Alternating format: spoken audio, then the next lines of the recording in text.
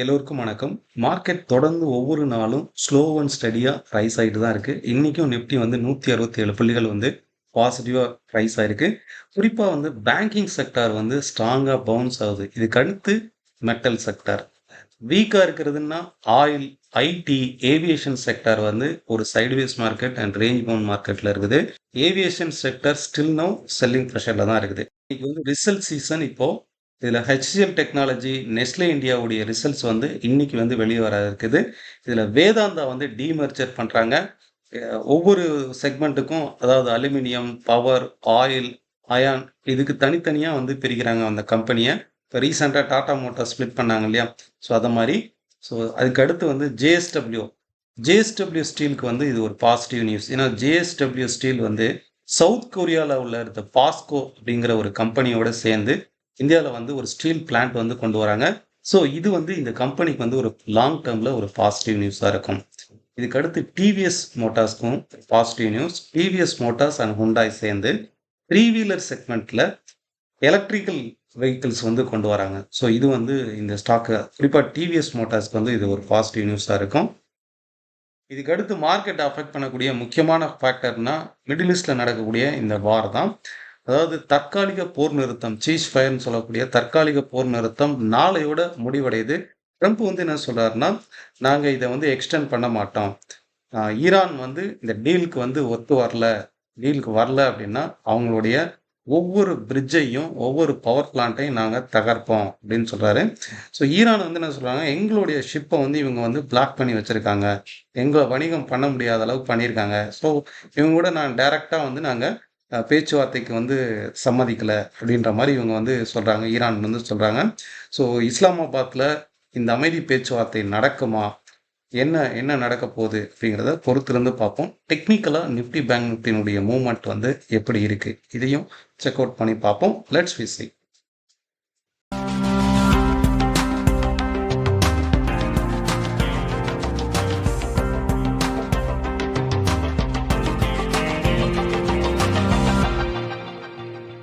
நிஃப்டியை பொறுத்தளவுக்கு மார்க்கெட் வந்து இந்த இடத்துல கிளியராக ரெசிஸ்டன்ஸ் எடுத்து மார்க்கெட் வந்து ரைஸ் ஆகுது.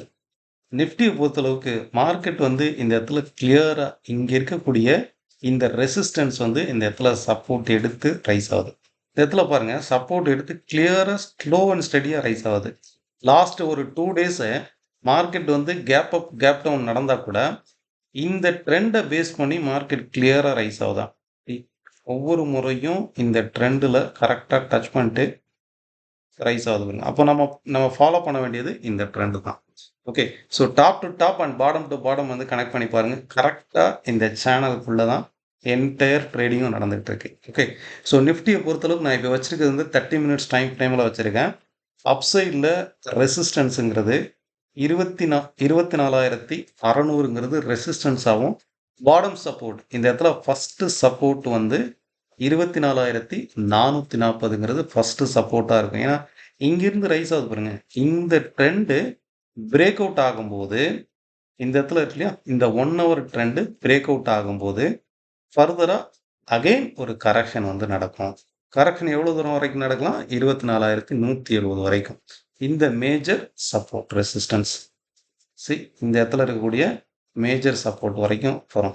இது ஒவ்வொரு ஸ்டெப்பாக நீங்கள் போட்டு பாருங்கள். நான் இப்போ வச்சுருக்கிறது 30 மினிட்ஸ் டைம் ஃப்ரேமில் வச்சுருக்கேன். Top to top bottom to bottom வந்து போட்டு பாருங்கள். ஒவ்வொரு ஸ்டெப்பாக மார்க்கெட் எப்படி ரியாக்ட் பண்ணுது அப்படிங்கிறத செக் அவுட் பண்ணி பார்ப்போம். நம்ம டெலிகிராம் சேனலில் வந்து ஃபாலோ பண்ணி பாருங்கள். இன்ட்ராடே ட்ரேடை பொறுத்தளவுக்கு நியூஸ் வந்து வந்துட்டு தான் இருக்கும். பாசிட்டிவ் நியூஸ் வரும், நெகட்டிவ் நியூஸ் வரும். பட் மார்க்கெட் நம்ம டெசிஷன் எடுத்து ட்ரேட் எடுக்கும்போது கிளியராக எவ்வளோ தூரம் போகும், எந்த பாயிண்ட் வரைக்கும் போகும், எந்த பாயிண்ட்ல என்ட்ரி எடுக்கணும், இதுதான் வந்து முக்கியம்.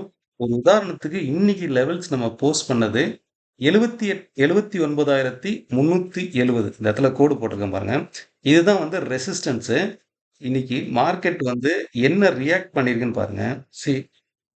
சென்செக்ஸ் நம்ம கணிச்சிருந்தது 938க்கு கணிச்சிருக்கோம். 79,370 தான் ரெசிஸ்டன்ஸு.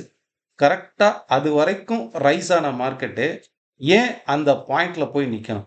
நான் இப்போ கோடு போட்டுக்கேன் பாருங்க. 78,370 எக்ஸாக்டாக இந்த இடத்துல இருக்குதா? அதுவும் 2 கேண்டில் பாருங்க, டச் பண்ணி பாருங்க. எக்ஸாக்ட்டா அந்த பாயிண்ட்ல டச் பண்ணிருக்கு. ஏன் இதுவரைக்கும் ரைஸ் ஆன மார்க்கெட்டு அந்த பாயிண்ட்ல டச் பண்ணிட்டு நிக்குது. அப்போ சப்போர்ட் ரெசிஸ்டன்ஸ் ஒர்க் ஆகுதா அந்த இடத்துல? அதே மாரி தான் இப்ப நேச்சுரல் கேஸ் நம்ம போஸ்ட் பண்ணியிருந்தோம். இந்த இடத்துல சி பாயிண்ட் வந்து எடுத்திருக்கு. இந்த கண்டக்ட் பண்ணக்கூடிய online class and direct live class next batch வந்து மே 6th இருந்து ஸ்டார்ட் ஆகும்.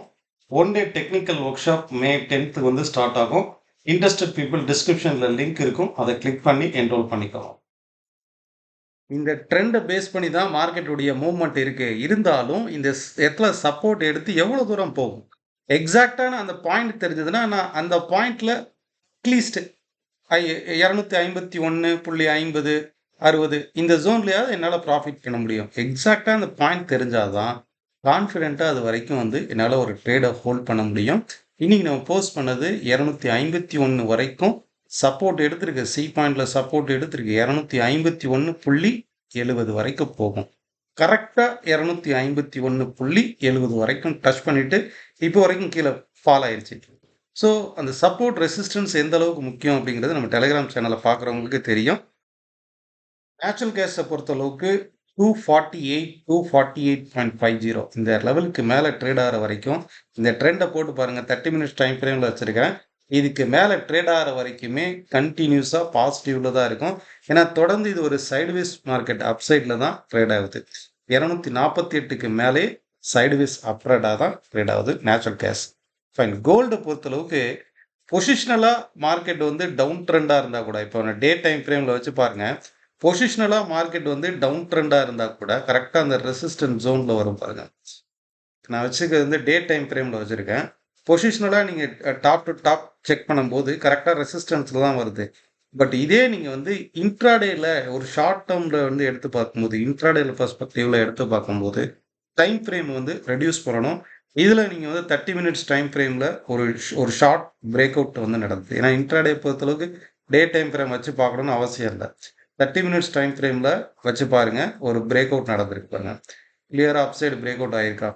ஸோ நெக்ஸ்ட் ரெசிஸ்டன்ஸ்ங்கிறது 1,52,700 தான். இப்போ வரைக்குமே இந்த பிரேக் அவுட் ஆயிட்டு பவுன்ஸ் ஆயிருக்கு. கரெக்ட்டா அந்த இடத்துல மார்னிங் போஸ்ட் பண்ணதுக்கு அப்புறம் பவுன்ஸ் ஆயிருக்கு பாருங்க.